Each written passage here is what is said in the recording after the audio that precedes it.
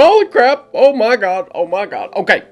It was rumored a week ago that the Oilers were interested in Kings forward Viktor Arvidsson, but I really did not see this coming. Viktor Arvidsson is your newest Edmonton Oiler. He signed early this morning for 2 years with an AAV of $4 million. He honestly kind of just reminds me of a little bit of a lesser Zach Hyman.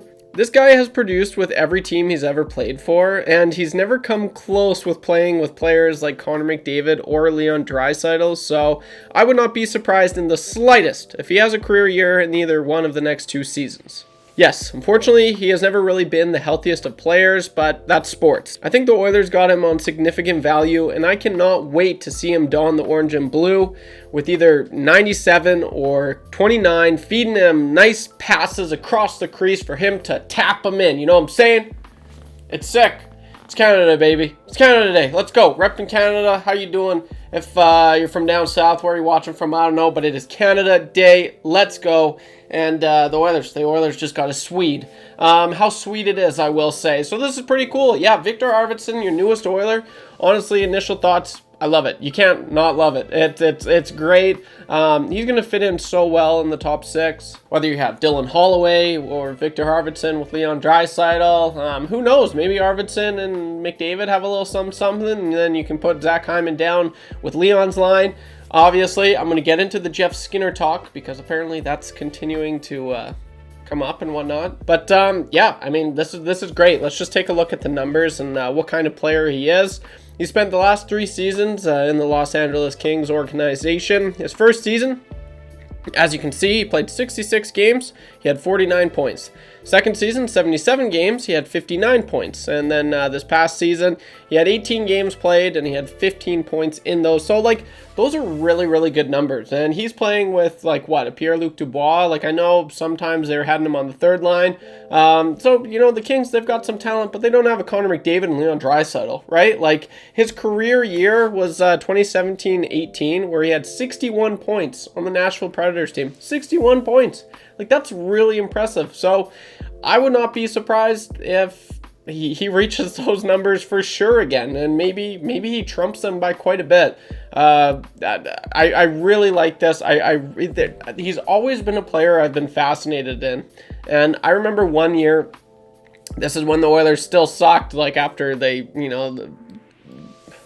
once Chiarelli like screwed everything up in 2017-18, like that kind of 2018-19, those years, I was like, man, like I would really like a player like Viktor Arvidsson on the Oilers. And I was thinking, wow, well, like he's a 30-goal scorer, 60 at the time. Nugent Hopkins, they were high, or they were the same amount of points. And I was like, wow, what if you did a trade like Nugent Hopkins for Viktor Arvidsson? Obviously, I'm happy that never happened, but I've always been intrigued in this player. Like he stands out quite a bit. He's very noticeable. And this is really cool as well. It's being talked about. He mentioned it since being acquired by the Oilers, since being signed. He said if it wasn't for Mattias Ekholm, he probably wouldn't be an Oiler. And Mattias Ekholm actually had a large part to.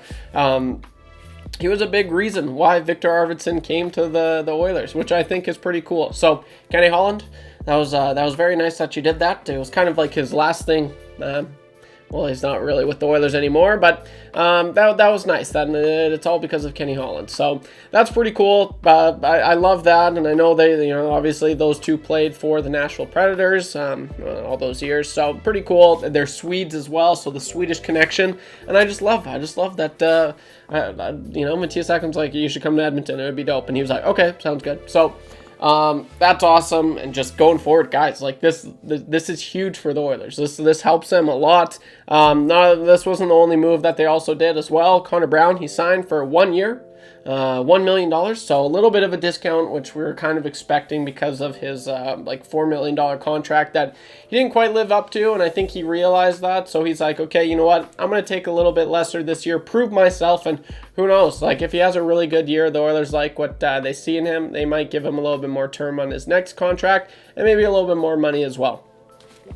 That's not all. Corey Perry also signed with the Oilers. I think this was like a $1 million. Let's see. Let's freaking check. I should have had this up.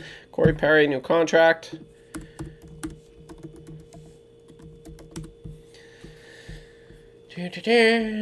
Re-signed. Yeah. And then Corey Perry as well. He signed earlier today with 1 year, $1.4 million contract. So, yeah, it's kind of, it is what it is. Do I like it? I don't say I wouldn't say I like it. I don't hate it though. It's whatever. It could have not happened and I would have felt the exact same. The curse lives on though, and so they should be going to the final next year. So, well, you got that. But yeah, so it is what it is. Good bottom depth guy. We know what we got in Corey Perry, or I know what the Oilers have in a Corey Perry player, and so do you guys. So, yeah, it's not really that much of a surprise. But what is a surprise is Vinny Desharnais is out. He just, this just in. It actually happened maybe like 20 minutes ago. He is going to the Vancouver Canucks, and all I gotta say is, thank you. Next, I'm sorry, for $2 million. Yeah, go to Vancouver. I really don't care. That's where I'm at about that. If you're new to the channel, I've talked about Vinny and my kind of, I don't see anything that I would want for him to be on my team. If I was a general manager, I'd be like, there's like 40 other guys in the NHL can do the exact same thing you do, and maybe a little bit better and faster and more efficient. So, thanks for he got a goal this year in the Heritage Classic, so thanks for that. And he's a good guy. The guys liked him, but it doesn't move the needle at all for me whether he's here or not. So bye, Vinny. Have a good time. Okay, and then lastly, Warren Foegele. He went on. He took his talents to the Los Angeles Kings. A little bit of a the Oilers get Viktor Arvidsson, you guys get Warren Foegele, and the Oilers definitely got the better player for sure. I don't even think it's very close.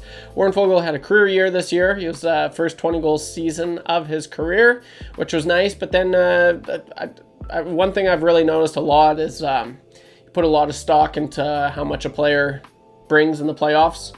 Foegele didn't really do much in the playoffs. I think he scored 2 goals, if I'm not mistaken. And it's just, if you're an Oilers fan, you're diehard, you know that this guy has all the tools. But I've never seen anyone cough up more chances. He'd be on a breakaway and he just doesn't score. I'd love to know his percentage in grade A scoring chances, because he gets as many opportunities as a lot of the players on the Oilers team, and he doesn't capitalize on any of them. So he was a good player. Am I going to miss him? Maybe a little bit more, but I mean, the Oilers got Viktor Arvidsson, so it's like, Warren Fogel's gone. That's really too. Oh, they're getting Arvidsson. Okay, I already forgot about you. That's kind of where I am with the whole thing. So yeah, and he signed a 3-year, $3 million contract to the Los Angeles Kings. So thank you, Warren. I will say, not bad. But yeah, guys, that's all I got for this one. What are your guys' thoughts on, I just guess, day 1 of free agent frenzy? Are you liking what the Oilers did? Are you happy? Oh, and I guess Jeff Skinner. Quickly, I'll adjust my thoughts on this. Do I like the idea of a Jeff Skinner? Of course I do, but man, this guy's very interesting, because I swear 2 years ago he was being healthy scratched, and he was almost, if not he did play in the minors. I don't think he did. I know when Ralph Kruger was the coach of the Sabres though, they were benching him, and then all of a sudden the next year he has the best year of his career. So a little bit of inconsistency there. When he's on, it's just he's not always on. I like the idea of, he's a really good talent. When he wants to play, it looks like he can. Yeah, so I don't know. I'm kind of mixed on this. It would scare me. I might prefer, I think I'd prefer if the Oilers put their, money out elsewhere. But if that's who they want to get, I kind of would like to see Jeff Skinner, Leon Draisaitl, Viktor Arvidsson. That sounds cool. That sounds like a really good line, I will not lie. But the Oilers apparently are in the rumblings. They're in the mix of landing Jeff Skinner. So, yeah, I don't know. And what are your drop a comment down below. The one thing I will say, though, is he's first player in NHL history, I think, to play till he's 30 and not have a single game played in the playoffs. That's kind of worrisome. Like I just said, the whole Warren Foegele thing.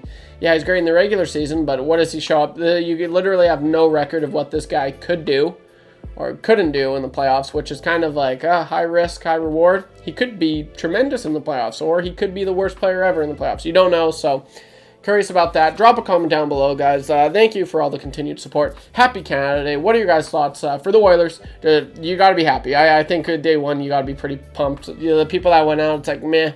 They definitely got better, I think. So drop a comment down below. Leave a like. And if you're not subscribed, what are you doing? Subscribe. I would really appreciate it. Subscribe, if not for me, my mustache, okay? That's all I got for this one, guys. I hope you have a wonderful rest of your Canada Day. Take her easy. Don't be average when you can be above average. I'll see you in the next one. Peace.